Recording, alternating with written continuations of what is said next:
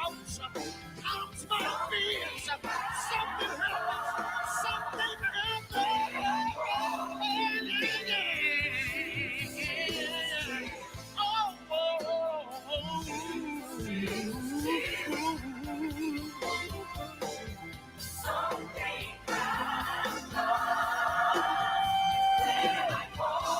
can nobody do you like Jesus?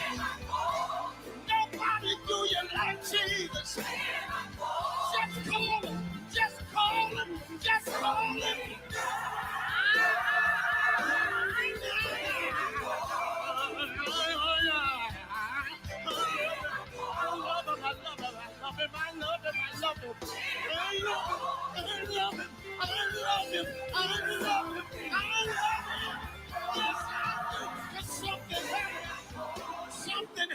Something happens. Something happens. Something happens. Yeah. The reason why I know it is because something is happening right now. Something is happening right now. I feel it, y'all. I feel his presence. I feel his presence. I feel his anointing. Because there's something about that name. Something about that name.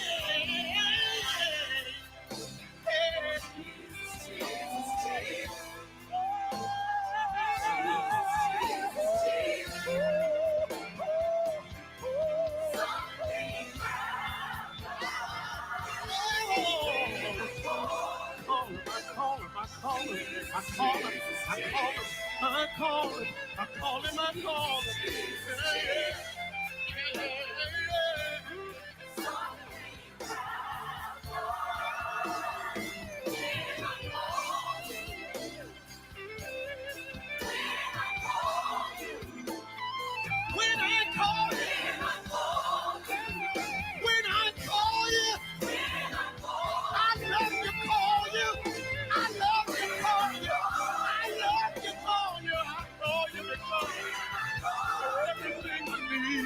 Everything I need, all my every need, all my every need.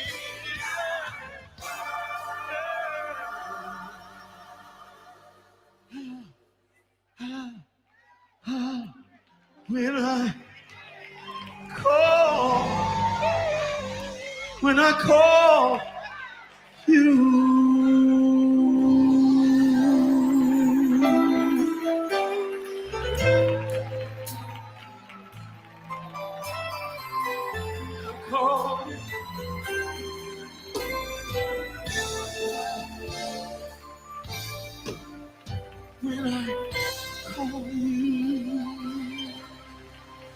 Oh, come on, praise him in this place. Come on, praise him in this place. Come on, praise him in this place. He's worthy, he's worthy, he's worthy. Wow. What about y'all? I felt that. Hallelujah.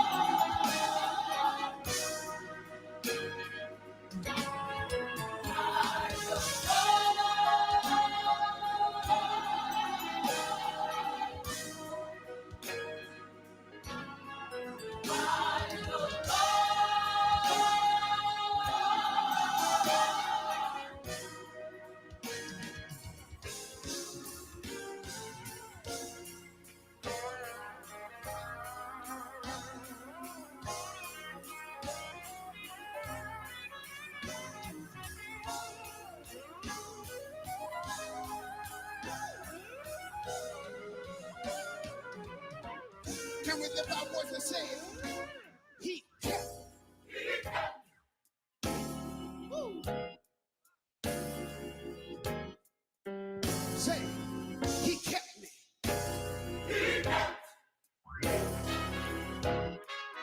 Come on, say, I'm so glad. He kept.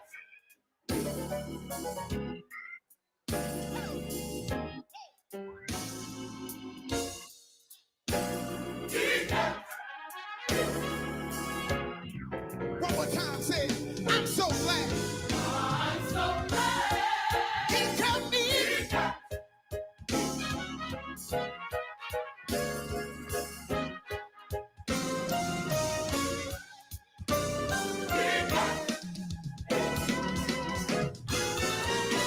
Come on, say, oh yeah.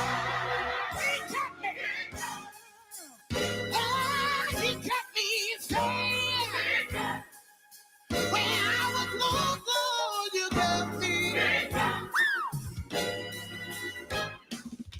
Come on, can you testify? Oh yeah. Yeah. Lord, you kept me.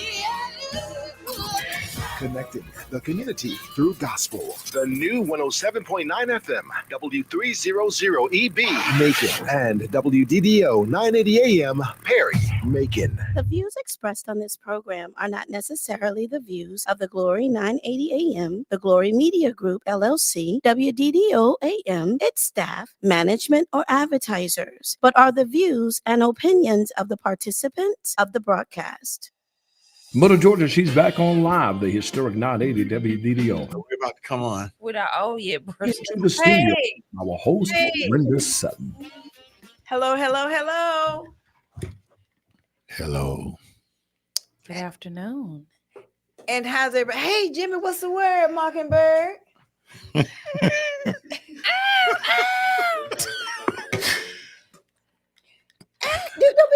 Don't be acting shy. You don't act shy. Tune us in. How y'all doing today? We're on the air now. Okay. Well, I know. No, not today. It's in the car. The cowboy hat is in the car. And Janet, Southwest Patriots lost this in the state championship game. But I was there, and I told them if they won, I was gonna be like, yeah. But I told them I'm Central Charger to the bone, baby. Yeah. If they lose, I'm gonna give it to them, and I gave it to them. But you know what though? I'm so proud. We're so full in there, man. We are so proud. We're so proud of our Southwest Patriots. Oh, we are. Congratulations. And the Northeast Raiders for getting to the state football championship as well. Right. And we're proud of our peoples. I really am. Oh, absolutely. I always tell people if they're not playing Central, I'm pulling for you if you're from Macon. But as long as they from Macon, I don't deal with sports and stuff that much, but I just want to say, that's just awesome. Mm-hmm. What you up to, Emily? Just living and surviving. All right. You know what? Oh, she's singing Good Time song. Uh-huh. Hey, we lucky we got them. Good time. Hey, and I'll be with Michael from Good Times. We do a show March 28th. Oh, yeah. In Petersburg, Virginia, and then on the 29th at Coppin State University. Because he wear that little hat and stuff now. His hair, he got dreads that are like, he got because he just like real Afrocentric and stuff. He is. He got locks. He's very, very educated in Afrocentricity. He's a very bright guy. Yeah, very bright guy. You know what? And I kind of wanted to talk about this because Johnny talked about one of the people that was with him on one of the shows, and they were talking about the Edwin Pettis Bridge, right? Wasn't it him, the guy that was up there and they put the water hose on him? Oh yeah, that was Mr. James Alexander. Well, you know where I went this weekend, right?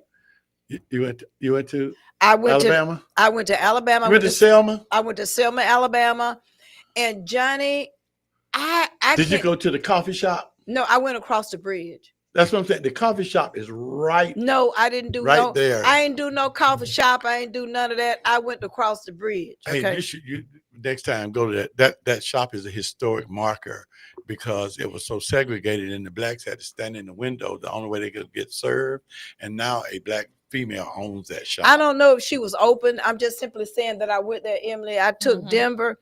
There were so many people that went there to for that to reenact it. And well, they didn't reenact the dogs in the water hole, so no, they ain't do that. Can't do that. But anyway, Emily, But if we're not careful, it was so surreal because I don't know how many thousands of people, but the news media had it like, just like sporadic people were there. But I'm telling you, it was packed when I was there.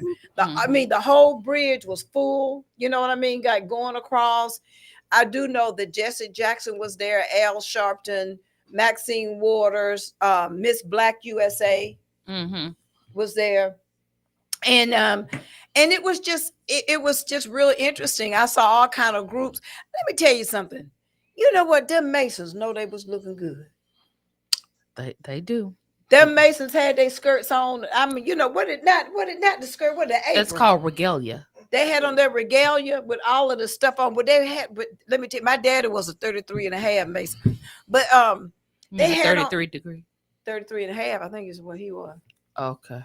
They do have 33, but I think they, some of our Masons out there, give us a call in, shout in. That number, call in is 478-250-1444. that is correct. 478-250-1444. We have took us 7 years to learn. That is correct. Won't he do it? Won't he do it? Hallelujah. Click, click, click, click, Hallelujah. Hit like and share for Hit like and share. the All of a Sudden show on the Facebook page. But if it's any Masons out there, I need y'all to see. I think there's a 33.5. It may not be, but I know my daddy was one of the Some of you brothers out there standing on the square, give us a call. Yeah. And but it was so surreal, Emily, to walk across that bridge and know the history of it. And it just really dawned on me. 65, I was like what, seven going on 8 years old. And that was you was 20? No, 20. Go ahead. I was a little girl. I was over there at LH Williams. Wow. During that time. And I'm like, wow, that was really just it was an interesting thing. But you have to love our people, okay? Because they had the food trucks out there, Emily, and they was out there, they had some ribs and they were selling ribs and greens. I said, of course they were. Ribs, green, fish, you name it, they had it. It was just really a good experience. I was going to say, Johnny, I really, for some reason, I got a sense of what it was like with that water hose and putting that water hose on them people. Yeah. There was some people out there you could have talked to that felt that. Yeah, they had some, they would push them in wheelchairs and golf carts. And yeah, should have been over and talked to some of them. Yeah, it was. Yeah, they probably were riding around in those vehicles. Yeah, because some of them were, Jesse wearing Pampers and he in his wheelchair. What? Jesse. Johnny. Nope. Look. I know. What? He went. She's been waiting the whole show to say that. She's been waiting 2-3 days to say that. No, I ain't been waiting no 2 or 3 days to say that. Is he in a wheelchair for real? Yeah, he in a wheelchair, and But just for the record, she is allegedly saying that he is in Pampers. We do not know that for sure. He wear pull-ups. They got the old people pull-ups. I'm not doing this. It's too early in the show. Where's my keys? No. Johnny. Don't rope Johnny into your foolishness today. Johnny be trying to be roped into my foolishness. Johnny, let me ask you something. I want to know what's a good pickup line for what old women then gave you a pickup line? You were talking about it earlier, Buster. So, but just before we leave, the Selma conversation. Okay, all right. That you were at, it was March 9th, 2025. Was the Selma it was the reenactment. Mm-hmm. It was actually the reenactment. And I do see some pictures here. We've got right here with people pushing the folks on that in the wheelchair. Yeah, they did. I told you. Yeah. And some real important folks were out there with you yesterday, Brenda. we took a bus up there, and it was so many buses up there. I mean, because I went over there where they had the gospel explosion, where they had the food truck. I was hungry. Well, and you know what's interesting is, I know it's probably the white part, white side of you, but you didn't tell Johnny, you didn't tell me, you didn't tell Mr. Jackson, you didn't tell Jimmy you were going. He didn't. We just saw you on Facebook. I said, "Oh, Brenda trying to hoard the blackness to herself." Yeah. If that's not a Caucasian thing to do. Well, y'all know that. See, the Caucasian. So you were there. Hakeem Jeffries and Maxine Waters, Raphael Warnock. I saw Maxine. Sharpton. I saw Maxine, and I saw looked like Jesse was on one of the golf carts. I didn't see Hakeem. But if I had seen him, I'd have said something to him, call him mad. Was Al Sharpton walking, or was he in a wheelchair? Now, he real short. He got a big head. Yeah, he do, because he lost all that weight. So it made him look like a bobblehead. It does. He got all that. And then he still, he got that little process. Oh, come on, y'all. You know what? Let me tell you something about my family. Every time we see a good opportunity for a joke, we be saying it. No, that's you. Every time you see it, you want to be messy. Well, that's, my cousin. She has a doctorate. Mm-hmm. My cousin wrote a book, Bernice. And if y'all hadn't firstborn girls, and my cousin Bernice McFadden wrote a book about her memoirs and stuff like that, and so she put my cousin in it. I'm going to the mess right here. Mm-hmm. So my cousin was mad. She was real mad, Johnny. She was like, how dare she put my daddy in there? What she gonna be talking about? My daddy, talking about incest and all of that stuff. And then my cousin called me today, said, "No, sir, I thought you were going to come over and get the DNA test." She said she ain't get the DNA test because she don't know if they're her dad or not. So she ain't going to be doing that stuff right there. She ain't going to do it. I would like, have mercy. Help me, Jesus. Look, listen, let me just one more thing. You were at this event yesterday. Yeah. And Sheann Webb Christberg was 8 years old when the Reverend Martin Luther King Jr. Attempted to lead hundreds in a march from Selma to Montgomery in March of 1965 for voting rights in America. Mm-hmm. And soon after that, after what they call Bloody Sunday, in the march from Selma to Montgomery, this lady on the 60th anniversary said that she thinks voting rights are in peril. Back in the 60s, we fought to gain the right to vote. She said in the interview, today in 2025, we are still fighting to hold that right to vote through the John Lewis voting right. And she said, that's sad. But by the way, I think it's good that she said, but she's about the same age as me. And the truth be told, Emily had an experience with the voting rights. Emily could not get her vote. She could not get her vote in. Why? Because there was like, we talk about voter suppression. A lot of times people don't even understand what it is. So I've learned from you, Johnny, part of the problem that we have, and I'm going to just say as a people, is that we won't tell people we don't understand things. Yeah. We just won't say it, and then we pretend like we know. Yeah. It is serious. As for and I can preach it all day. It's serious. It's this. It's that. Da. But I know for a fact Emily tried to register. Am I lying on you, Emily? Mm-hmm. Yes, she did. I know she did as well. And she could not register. So the thing that people wouldn't let me register in the state of Georgia, period, and didn't give me an excuse. Well, it gave me a bunch of different excuses, and I tried in every county that I'd lived in Georgia. I tried Clayton County. I tried Henry County. I tried Putnam County. I've tried in Bibb, and I tried in Houston. And each one of them gave me a different excuse. But the main excuse I kept getting which was the strangest one, is my ID, that they had me upload my ID and driver's license number didn't match what they had on file. I've only had one driver's license, and I got my license in Clayton County when I was 18, when I first moved to Atlanta. And I don't know what they talk about. My driver's license has never changed. Right. They said that my picture, like when I uploaded my driver's license, it said it did not match what they had on file. And by the way, I don't even know what that means. I don't even know. And for people that don't understand how bad it is, Emily was on CNN.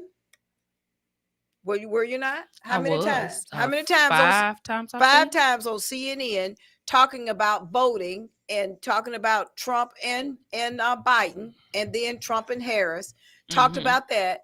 But yet and still, we probably need to reach back out to them. I think I still have their information. I would be interested to know how many people out there tried to register to vote and could not vote. I think that's worth pursuing. It's something to talk about. But Johnny, that's interesting that she talk about. Yeah, it's just as bad today as it was yesterday. Something was going on down there in Warner Robins. Can somebody kind of look and see what was going on at Publix and Warner Robins? Oh, really? Yeah. Can you pull that up? Jimmy's our resident social media guy. Pull up and Can you pull up and see what happened at the Publix on 96? I think they said it was an armed shooter. But I don't want to say, we're going to say alleged. We got to say alleged armed shooter. Today? Alleged. Yeah. Just what, about a couple of hours ago? I was talking to, what is Virginia's last name? Sharp. Virginia Sharp, and she's with this particular organization, which we want to have her on next week, where she's talking about hospice care. Yeah, she's going to be joining us next Monday. So you guys make sure you tune in for that show next Monday.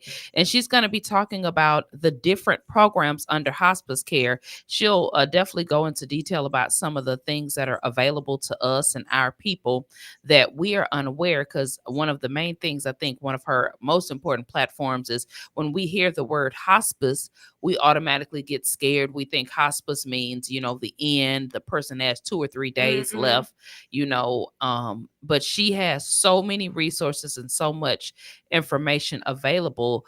And us not really understanding what hospice provides.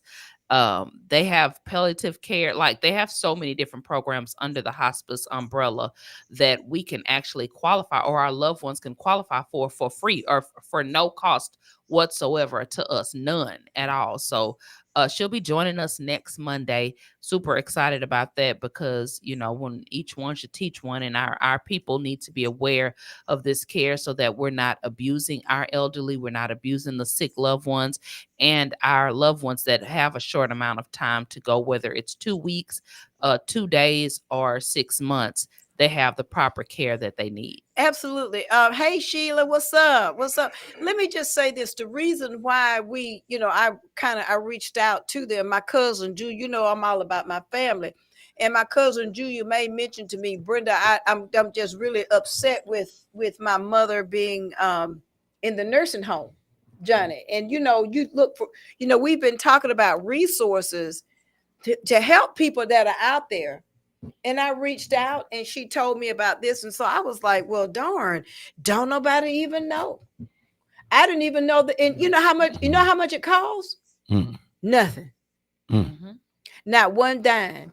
And the first, I brought up Johnny. I was like, Johnny was searching, trying to find things for his brother and stuff like that. Do you know that they could have helped you with some stuff and you didn't know? I didn't know. Yeah, they didn't know. And the information that she was giving us, and we talked about your beloved brother Bruce, RIP, and the services that would have been available for him had we known, we didn't know. You would have, the issues that you had gone through, you would have never had to go through any of that.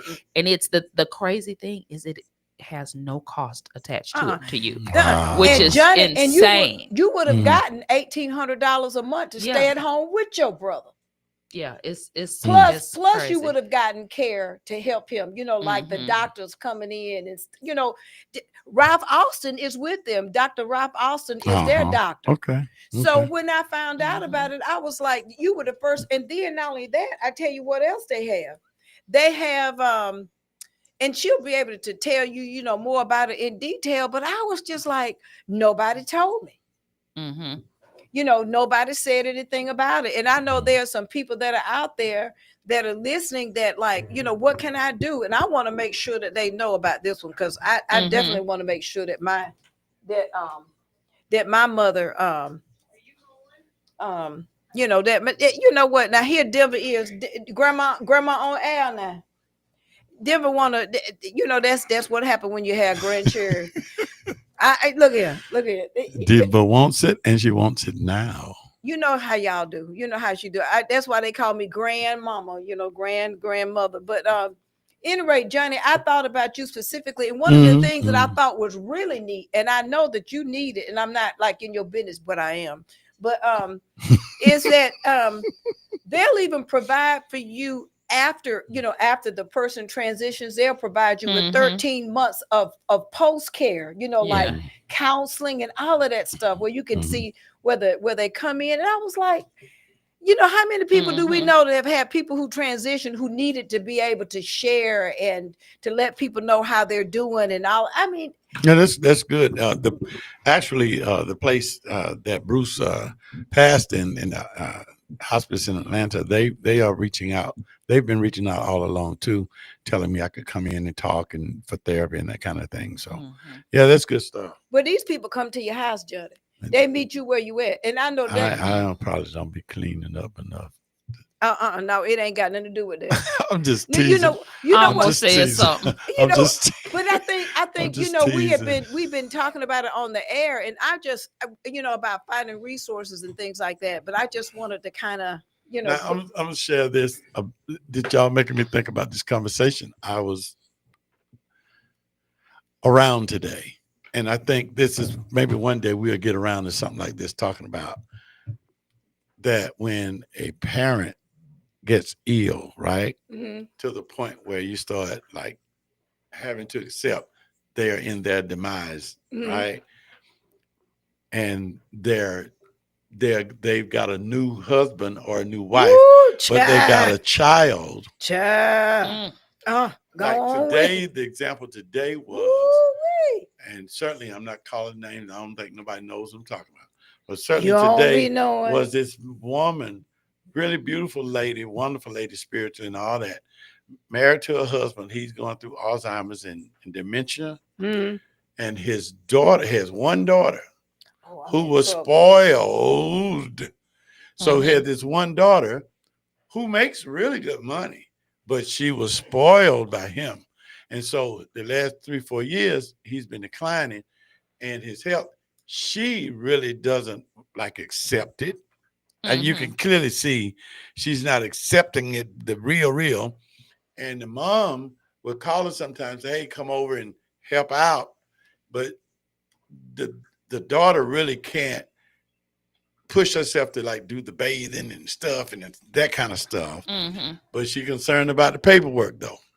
You feel me? Yeah. And so then there's this barrier that exists.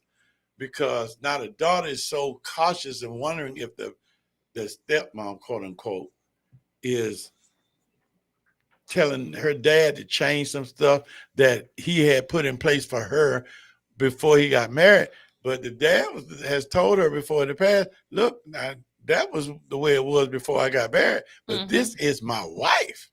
And this is my wife. You still my daughter. All right. But now this is my wife. And your place has been moved to second place because she's number one. And so watching now that is interesting. That is a very interesting, conversation. Watching those dynamics, it was something to see. Because I'm sitting there listening, I'm going, Johnny, wow, this is a powder keg. Because a lot of people fight about that. A lot of people go back and forth on who should be placed first. Should your children come first or should your wife? You have half the people say my wife comes first, period, point blank. And then I've heard other men say, no, my children. It don't matter how old they are. My children come first. Their needs come first. So that's an interesting dynamic. See, that's when you need that come with that evenly yoked thing. Because of your spiritual beliefs come into play. You know what, Johnny? Now, here we go. For somebody who living it, because I'm living it. Okay. Henry is my husband. When Henry gets sick, who take care of him? You. All right. Not them cheering. That's what I got to say about that. And I understand what the children may believe that, that daddy or whatever is, was going to leave them XYZ and that they were in charge and stuff like that. But it's the natural order of things, though, that the wife or the husband becomes first, and then what the Because biggest they're supposed to be as one. that's my point. But And then what the problem becomes, that I noticed is that the kid creates an angst. The kid makes them be foes, the new parent and themselves be foes, and they're really, the new parent really is on that kid's side. Hold on, Johnny. Somebody want the phone number again. Please call in that number. 478-250-1444. 478-250-1444. And Johnny, that is just, and yeah, you're right. You have to put it in black and white. And this is why I tell people, you know, Henry, I keep his will available, you know, his power of attorney, his medical power of attorney, and then the other, I keep it because, you know, we have to have it, because you don't ever know when them grown children are going to come up and try to tell you how to run your business. And you're the one that's taking care of them. Now, I'm one of the ones that believe that when he married me, the children are over there. My children are too. It's just not, you know what I'm saying? It's just not his children. It could be my children that's going to invade and tell Henry. They can't tell Henry what to do concerning me because I'm Henry's wife. And they can't tell you what to do concerning him. That is correct. Yeah. Now, it makes, and that's why you need to put things, as you say, in black and white. That phone number again is 478-257-1444. No, it's 250. Oh, there you go. What I'm doing. 478-250-1444. See, I gave a kudos too quick. You did. But you know what? Dementia. Now, this thing right here upsets me because I have seen it. Johnny, I'm glad you brought it up. Let me tell you how dirty these children are. Oh, Lord. These children will wait till somebody gets sick in the house. You better, and I bet you they can attest to that. They'll wait, daddy gets sick. Oh, hello, caller. How are you? Hey, caller. You got your radio turned down? Hello. Hello, Miss Williams. How are you?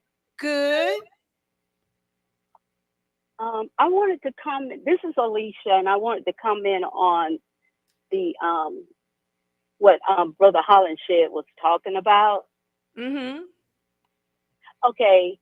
I think that what should happen with this, and I guess because I was talking to a family of a different race, they both had been married. And they both had children.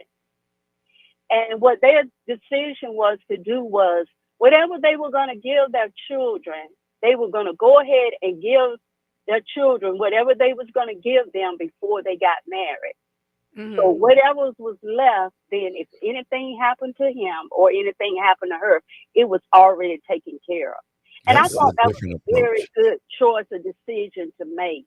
Is that when you moved on with your life, go ahead and give your children what you're going to give them, so that when something happens, there's no arguments or any confrontation about who should get what, because we've already settled that before we got married, and it's settled now that after whoever has to take care of one another. So those were my comments for that. That was very interesting. Well, thank you so much. Thank you, Alicia. That was great. I got a feeling though, if that method is applied, and the dad and the husband give all these kids all the stuff, he probably won't be getting married because she gonna be like, he ain't got nothing no more. Get him, Alicia. I mean, get him. Well, Alicia. I didn't say give it. I didn't say give it all to them. I said give it their part. She said, don't give it all to him. I said give them that part because he do have to. He or she do have to live now. You're right. I think I was fortunate enough when my father passed away. He had remarried. He had married, and she passed away before him. But everything that he had was left to his children, and there was no dividing there. And he was adamant he was not going to marry again. That was his wife, and he was not going to marry again. So, and his thing was he would not do a will, though. He would not do a will because he would not do a will. And the only thing he said was everything go 50-50. But he would not do a will. But that's the best thing that I would say. If you remarry again, If you have children, go ahead and give them what you're going to give them. If you got an insurance policy, go ahead and have it willed to them, and they'll have it when you leave here. Thank you. Be blessed, Alicia. Thank you. That's great comment. Thank you. Thank you. Bye-bye. Bye-bye. Hey, Cookie, how are you? You know, I that right there, I think that one of the things that and this is just to add on to it, when you're older and you're in a relationship, most of us that are older have resources that we come on with. Johnny got his house. You've got your business. You know, you've got things that is, you know, you coming in with your stuff. But now I'm gonna tell you, I like what she said about the children. But you know, go ahead and do it. But still, it's a problem. That was a very interesting take. Very, very educated point of view there. Hey, you know what? Another thing popped up. I guess I've seen it, you know, several times. When it comes to like the hierarchy of Emily. husbands, wives, children, girlfriends, etc. And Jimmy probably could chime in on this.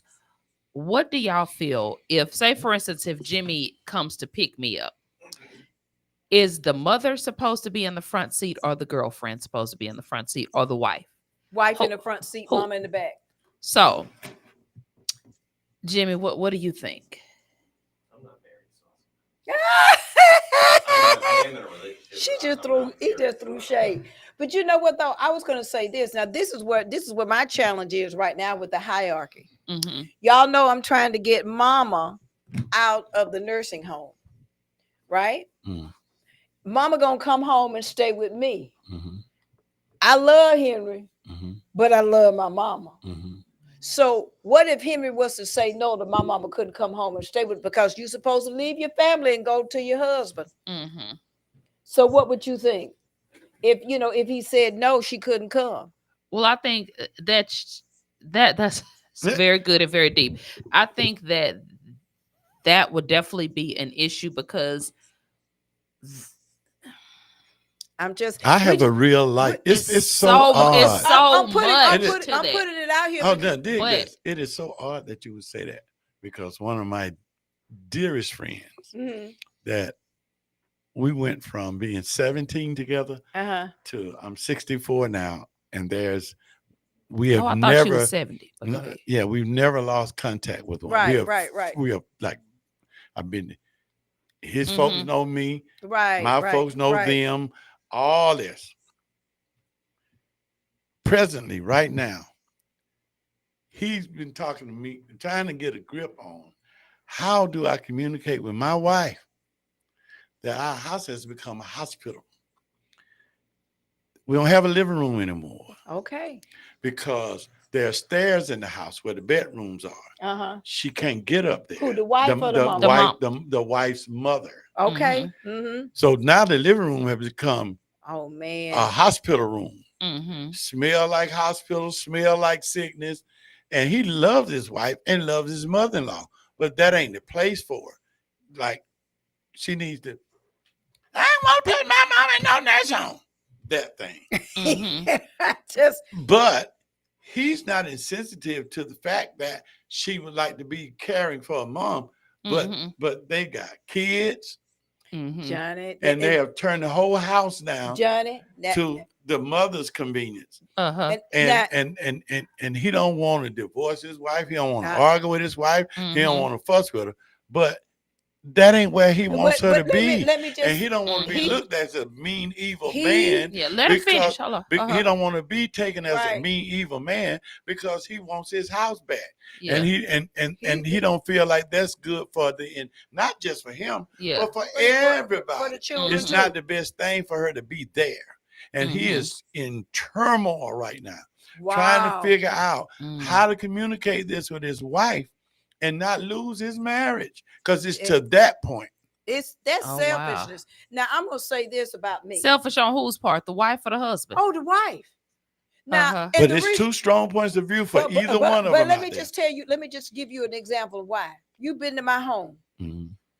Mama going downstairs in the bedroom downstairs, and she ain't gonna be able to walk upstairs. But that's where she's going to be, because it's not fair to Henry And I love my husband. It's not fair to Henry, and it's not fair to Denver for mama to be on the main floor, because it would look like a hospital room. It would smell like a hospital room. It's going to do all of that. So I'm just saying the compromise there is she just going to have to pick a room. To be in her own room. She needs to be in her own room. Hello, caller. Hey, caller, how are you? Hey, this is Leon. How you doing? Hey, good. Brother Leon. Hey. I mean, didn't he take a vow, rich or poor, better for worse?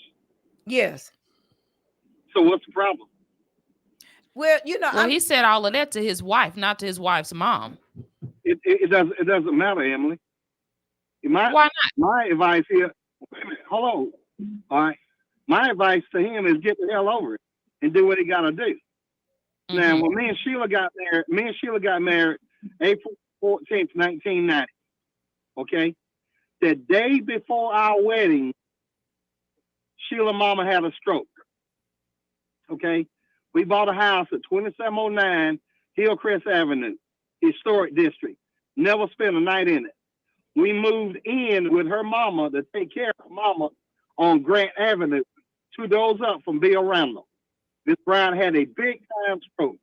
Okay. When my mama died in 1996, she left me some money.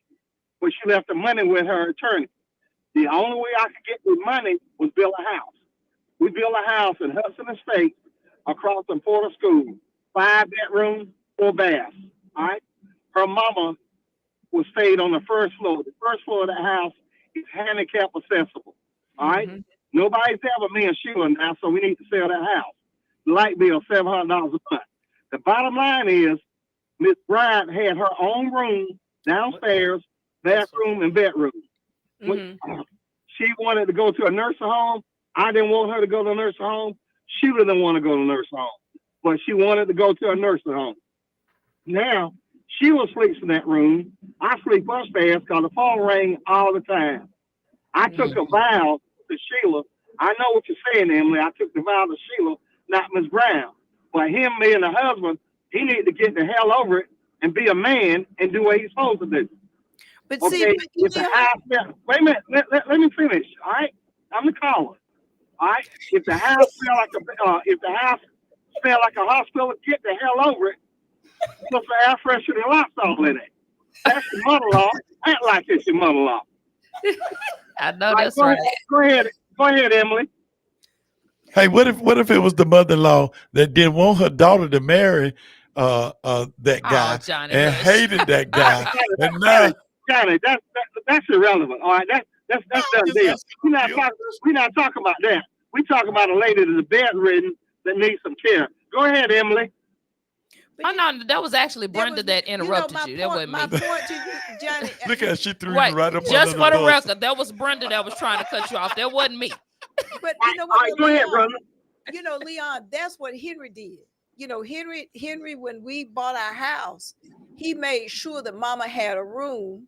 And she's, our situation is like your situation in that mama is away from the rest of the family in her own little space. And that's what I was suggesting to your friend is to put her mama upstairs. Or put them in a room if they don't have an upstairs or downstairs. Put in a room. But put her, because it's unfortunate that she may not be able to move around the way she wants, but if she was in a nursing home, it'd be the same thing. So, Okay, Brother, let me tell you something.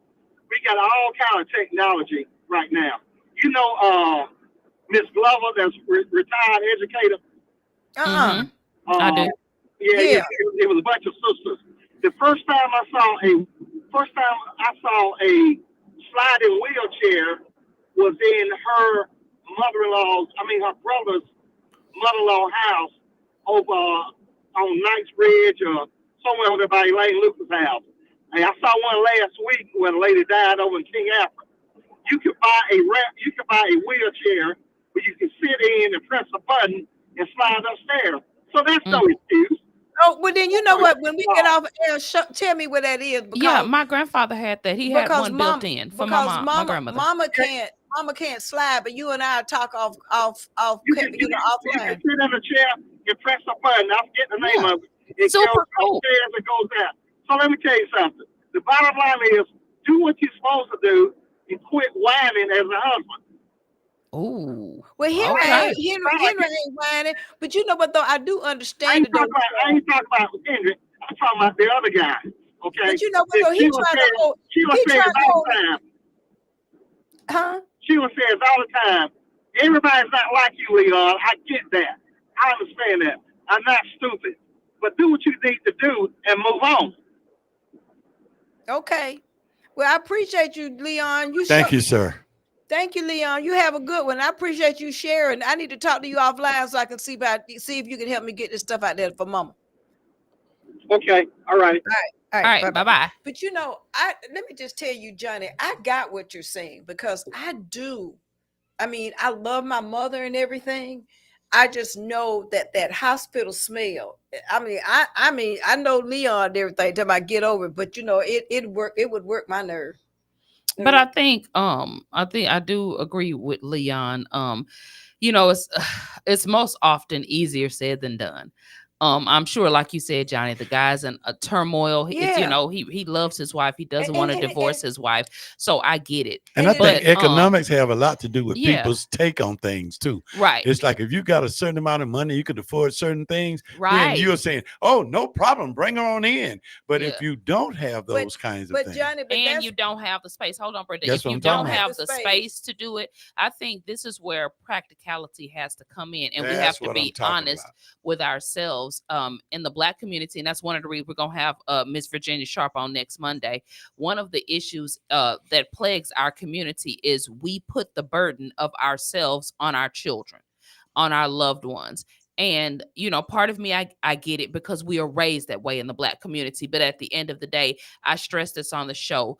Put the person where they will be best cared for. Mm-hmm. If you know you have a full-time job and your home depends on that full-time job, if you know you have children and you got soccer practice and football practice and chili, et cetera, you have to do what's going to be best for your mother or for your loved one. And if you can't give that person the around-the-clock proper care that they need, they should be in a facility where they can get the proper care. And that's where we have to be practical and not work off of our emotions. And I think that is the hardest thing for us to do in the Black community, because we are raised that don't you put your mama in no nursing home, don't you put your dad in no nursing home. You know, I was raised that way. I was raised by a baby boomer. Y'all were raised that way. So I get it. But at the end of I've told my mother, now hopefully she'll never have to go into a nursing home. I said, but if it gets to the point where I cannot give you what I know you need, we're gonna either have to call somebody in, or we're gonna have to put you where you can get the around the clock care that you need. And let me just say, with this gentleman, you know, I don't know what's going on in his house, but he may need to talk to Miss Sharp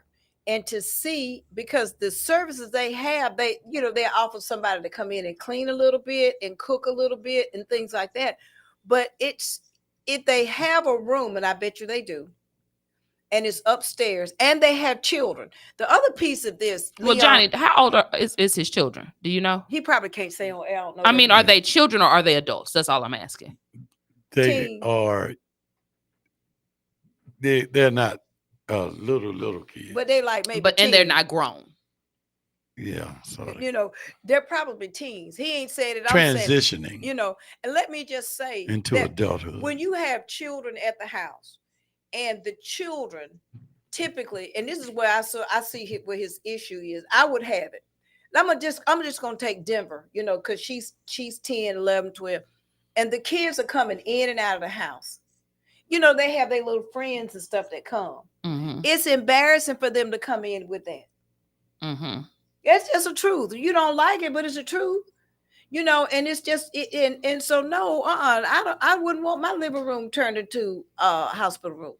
Well, because the living room is a communal space. The living room is a space for the whole family to come together, to relax, to watch a movie, to talk about whatever's happened. The dinner table is a communal area, you know, for the family to come together. So I completely understand why he would have an issue with her being in the living room. And I've seen it before, so I know exactly what you're talking about, where the living room has become like the hospital bed is in the middle of the living room floor. And, you know, so on and so forth. And the porta potty is over here. And then, you know, when you have somebody to come in for dinner, you know, typically right off of that is going to be, you know, the kitchen. So you know, it's just a bad situation. So I guess my suggestion, I would put to you to, maybe have your friend to see if there's a spare bedroom, not a spare one, but just a bedroom.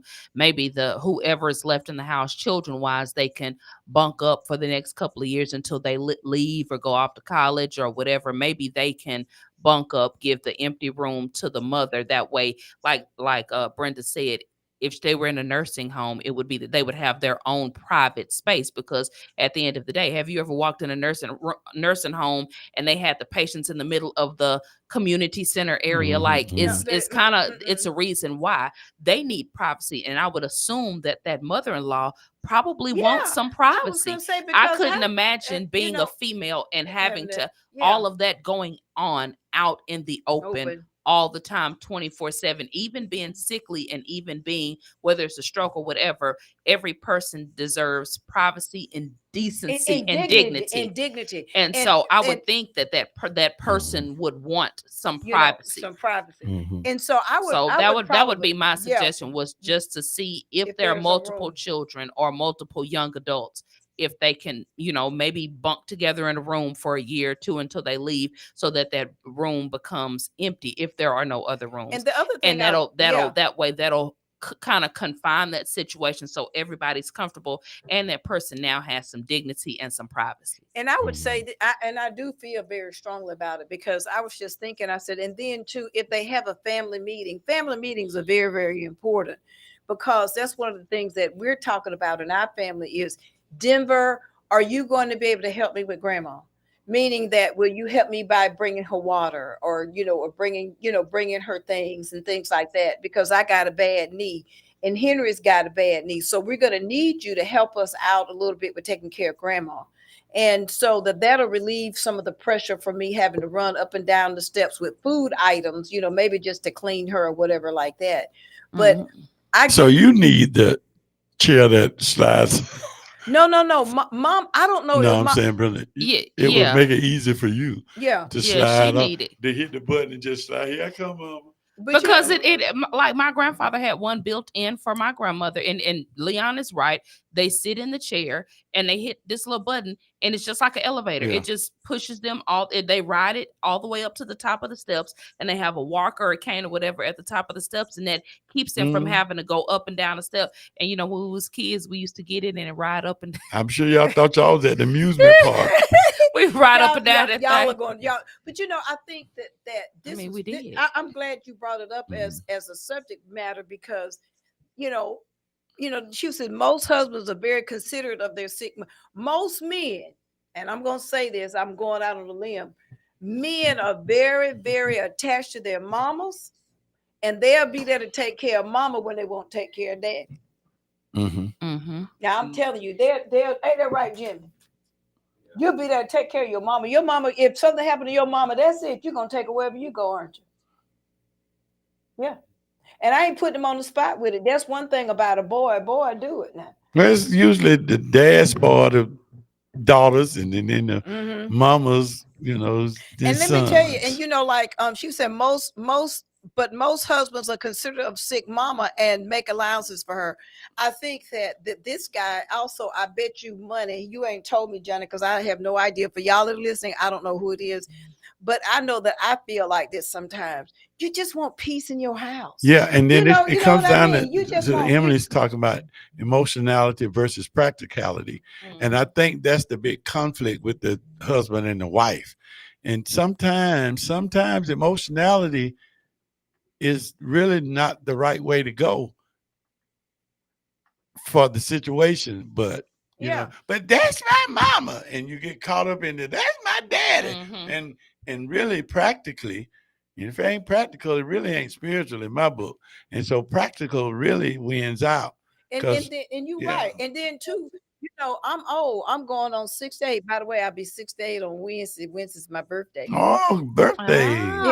And she sneaked that information in. So, but when surprise party. When you get to be this age, there's only, I can't roll. I can't pick up. I can't do a lot of the things that I really used to do when I was younger in terms of taking care of, even taking care of mama. I'm going to do the best I can.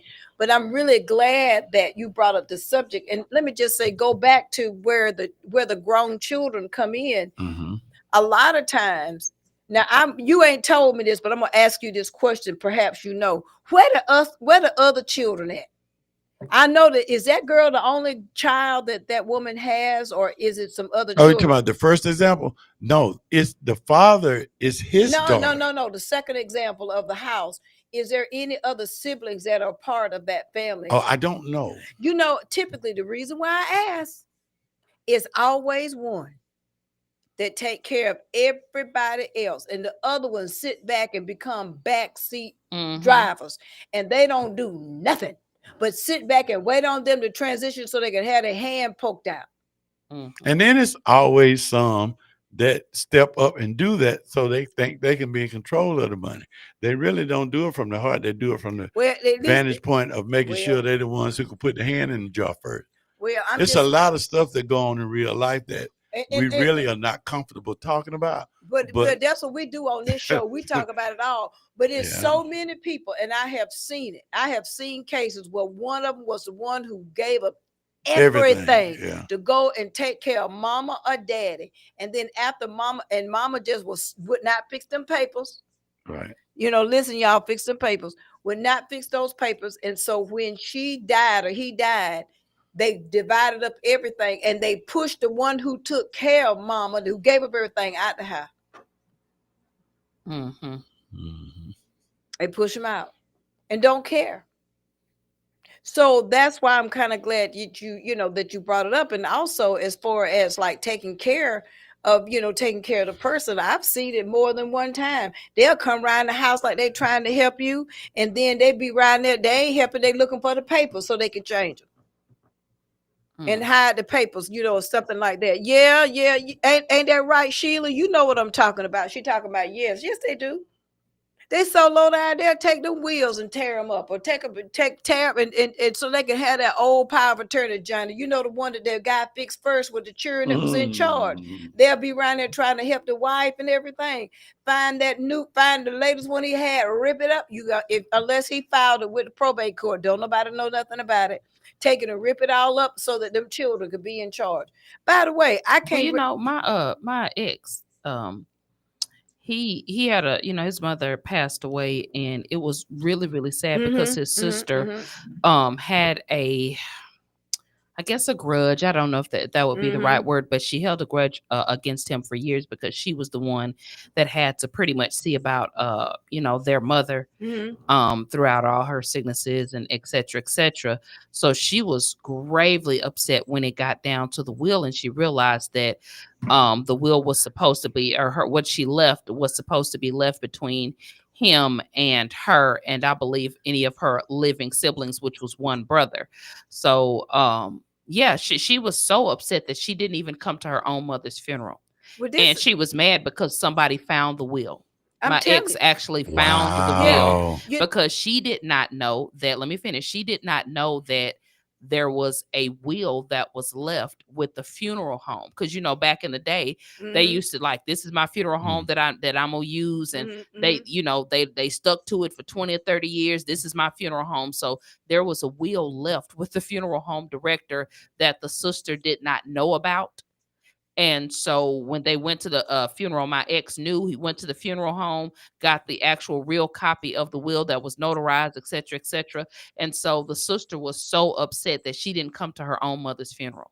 Wow. Hey, Crystal. And then Sheila says, she said, I gave care, but the one who didn't was left the executor. See, that's what I'm talking about right there. Wow. She was the one who took care of mama or dad, whoever your loved one was. But the other one who didn't do nothing, didn't do a thing, was the one who was left the executor of the will. And I'm telling you, I see it all the time. I know of a case whereas the person got sick, had gotten remarried, like you said. I don't know if he left the children in charge or what, but anyway, the children was in charge. They told her, get out the house. The wife. That's right. He wasn't even dead yet. Get out the house. Get out the house now. and took the house and put it up for sale and said, look, if he don't get better in 30 days, we're going to take him and put him in the home. Wow. The children, so they can get his money. So I'm just telling you. Because they knew that they had to sell their house before they put him in the home, because that way they couldn't take the house at the nursing home. But what he did, he would have signed the house over to him, but still, whatever you do, you got to do it within 5 years so they still can get it. But that the dirty stuff though is what Sheila is talking about, is that when these kids and stuff, and I'm just gonna say some of these kids, the other, when they've been married 2 times and they mad because of the way that he treated their mama or something like that, shoot, man, they'll come back at you like you wouldn't know it and try to come and get you. And so, that was just a great comment. Let me see. I just met with the family with the same thing. See what she's talking about? Oh, yeah. And by the way, I already know that I'm going to be the one to take care of my mama. And I got to figure it out. And, lucky for me, we'll have Virginia on next week to talk about the resources that are available. But there are some resources, and I don't want to mess it up, that, that if a family member stay home and take care of the family member, they can make about $1,800 a month. That's not a lot of money, but that's enough for you to pay a little something with their Social Security. You take and combine those 2 things together, you can pay somebody to kind of help you so you can get a break. And I don't know if it pays for respite care and stuff like that. So, it's a very interesting topic to talk about. Those second marriages are something else. And what you're talking about is something else, because it's a hard thing. I feel sorry for him. And also I feel sorry for her, for the daughter who's having to deal with that. And them children too. Can you imagine how stressful it is over that house smelling like that? I know what you're saying, Leon, but it does something. When I go in a nursing home, it do something to my stomach. Like what you do, and how do you deal with that? And then too, you feel bad. You know what I mean? Because I felt horrible having to put mom in a nursing home. But it was nothing I could do. What made you feel bad about it? Because that's my mama. The emotional part, that's my mama. And I felt like, if things were different, she would never have put me in a nursing home. And if she had to, whatever it took to lift me up, that's what mama would do to keep me from going. And so I had to do what I had to do. But this thing that's going on at the nursing home, let me just say, I went to the nursing home this weekend to visit someone. And this particular nursing home, now y'all know these people old, really old. And a lot of them don't have no teeth and stuff like that. If they have teeth, they have issues. And then they have had a stroke and they can't really lift, hold the food up. So I'm trying to think, I want you to think about the people who are actually in a nursing home and the type of disabilities they may have. How about they serve them? Now, these black folk, it was a few white people, but these were mostly black people. Why are you giving them a fried egg roll? A fried egg roll? Listen, John, I'm serious. It was fried hard too. A fried egg roll. This lady here, man. And then it has some. But Brenda, some of them, when after your teeth are out for long enough, your gums get hard enough. Johnny, let me just say, my mama ain't gonna eat that mess. And they had some had some rice, and I said they should have just cooking a pot of stew beef or something like that and put that on. They would have eaten that, but then it had some type of red stuff. They want to eat soup every day. No, it had like some little red, I don't know, like it's called duck sauce. Yeah, on that. And my mama ain't gonna eat that. It's a matter of fact. Then they had the mixed vegetables, and then they gave him some green sherbet. Then they gave him some green sherbet, and then some iced tea. They had some lemon lime sherbet. Child, let me tell you something. So the person I went to lime sherbet. Listen, Johnny, it's good, brother. Johnny, the person I went to see had a stroke, so they couldn't live. They already couldn't eat with it, so they couldn't hold the egg roll divided. And then they had some teeth missing, so it was hard for them to chew it because it was hard. I'm like, these people have problems with diet. Why are you serving them some stuff like that? Chicken a la king. You right.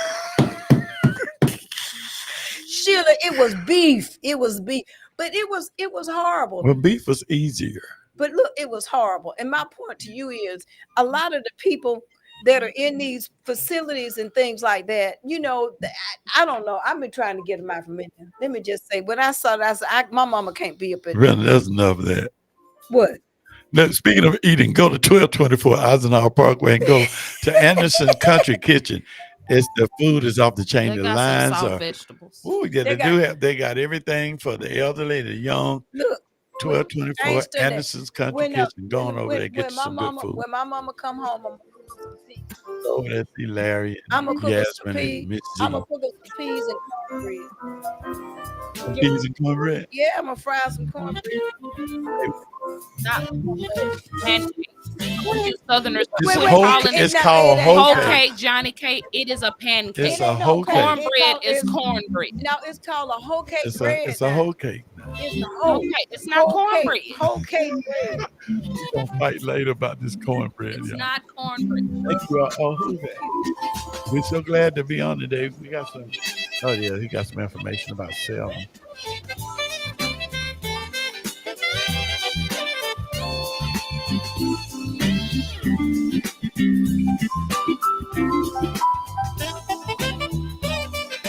You've been listening to All of a Sudden. Join them every Monday evening from 5:30 to 6:30. All of a Sudden with your host, Brenda Sutton. That's every Monday. We'll see you there. The views expressed on this program are not necessarily the views of the Glory 980 AM, the Glory Media Group, LLC, WDDO AM, its staff, management, or advertisers, but are the views and opinions of the participants of the broadcast. Connecting the community through gospel. The new 107.9 FM, W300EB. Make